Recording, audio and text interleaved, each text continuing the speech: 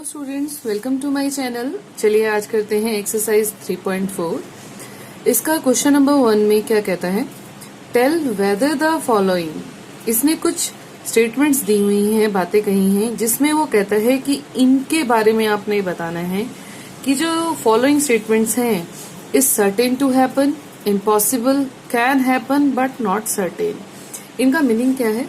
Certain to happen का meaning है कि वो बात जो होनी ही होनी है, जैसे कोई चेंज नहीं कर सकता।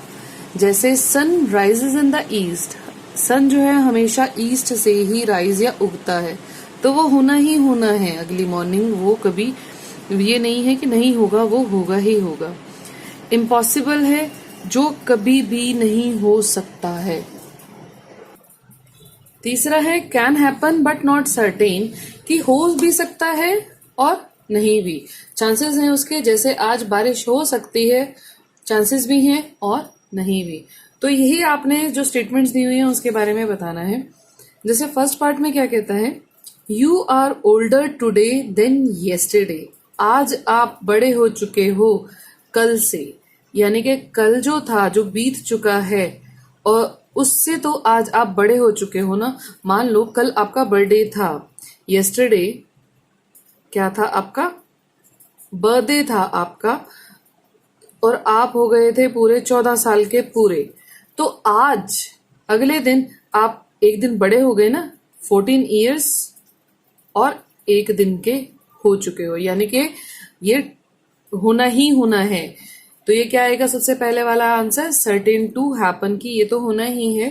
पिछले दिन से आज आप एक दिन बढ़ रहे हो रोज। तो फर्स्ट का आंसर क्या आ जाएगा? क्वेश्चन नंबर 1 के फर्स्ट पार्ट का आंसर क्या आ जाएगा?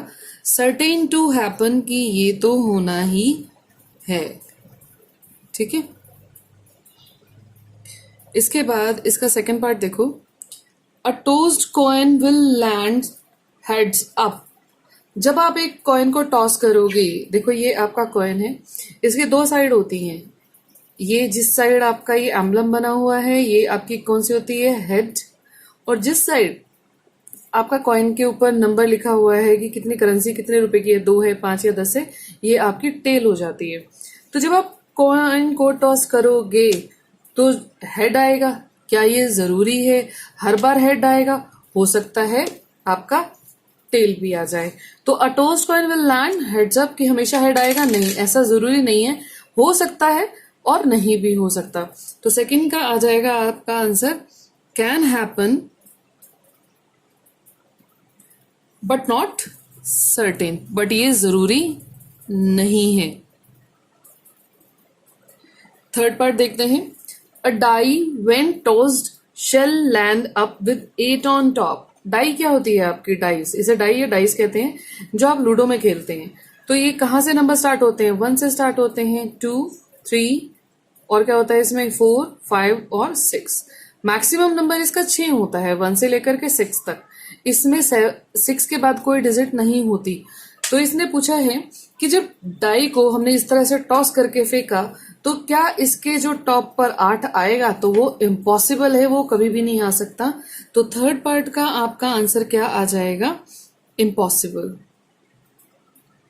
चलिए इसका फोर्थ पार्ट देखते हैं, क्या कहता है, the next traffic light seen will be green, कि जो आप सिग्नल पर खड़े हुए हैं किसी एक ट्रैफिक सिग्नल पर, और जो नेक्स्ट लाइट है वो जलेगी और वो ग्रीन ही होगी। क्या ये जरूरी है कि वो ग्रीन ही होगी? वो ग्रीन भी हो सकती है, हो सकता है नेक्स्ट लाइट रेड हो या फिर नेक्स्ट लाइट येलो हो। तो हो सकता है और नहीं भी हो सकता है। तो फोर्थ का आपके पास आंसर आ जाएगा can happen but not certain, but जरूरी नहीं है। चलिए इसका लास्ट पार्ट देख लेते हैं, tomorrow will be a cloudy day. कल जो है वो एक बादलों भरा दिन होगा। तो जरूरी थोड़ी है, हो सकता है और नहीं भी हो सकता। ऐसा तो नहीं है कि कल जरूरी है कि बादल आने ही आने, हो सकता है और नहीं भी हो सकता। तो इसका आपका जो फिफ्थ पार्ट है उसका आंसर आ जाएगा can happen but not certain, जरूरी नहीं है। तो ये था आपका क्वेश्चन नंबर 1। ये देखो अब क्वेश्चन नंबर 2 क्या कहता है एक्सरसाइज 3.4 का। There are 6 marbles in a box with numbers from 1 to 6 marked on each of them.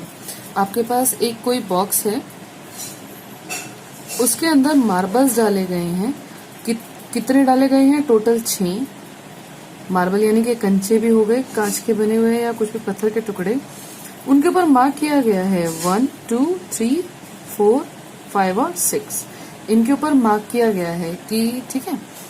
अब आपने निकालनी है व्हाट इज द प्रोबेबिलिटी।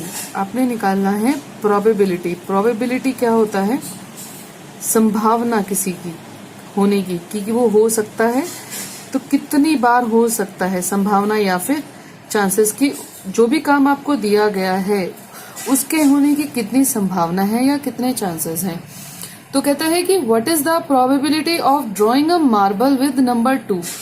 जब आप इस बॉक्स के अंदर हाथ इस तरह से हाथ डाल करके अगर आप मार्बल निकालेंगे एक एक करके, तो 2 आने की संभावना या प्रोबेबिलिटी क्या है। तो आपको प्रोबेबिलिटी निकालने के लिए फॉर्मूला होता है number of favourable outcomes upon number of possible outcomes. Outcomes का मीनिंग होता है रिजल्ट। आउटकम्स का मतलब है कि रिजल्ट क्या आया।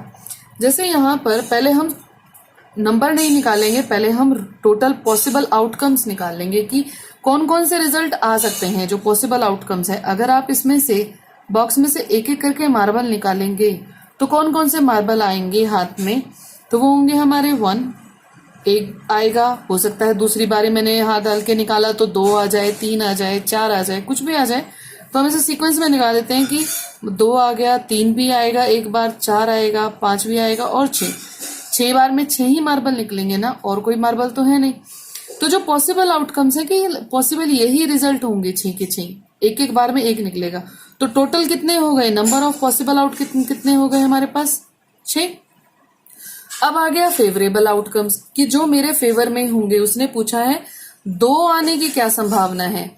6 थे तो 2 आने की संभावना सिर्फ एक बार है कि एक ही बार 2 आएगा। फेवरेबल आउटकम कितना होगा मेरा? एक ही बार निकलेगा और वो भी क्या होगा? 2 होगा। फेवरेबल आउटकम क्या है कि हाथ डाला और हाथ डालते ही 2 आ जाए। तो इसके होने के चांसेस कितने हैं? इसके फेवरेबल 2 आने के चांसेस क्या हैं? 6 बार में से एक ही बार आएगा ना 2। तो नंबर निकालेंगे कि नंबर ऑफ फेवरेबल आउटकम कितने हो गए? 1। तो ये हो गए मेरे नंबर संख्या। अब ये नंबर्स में निकाल लिया।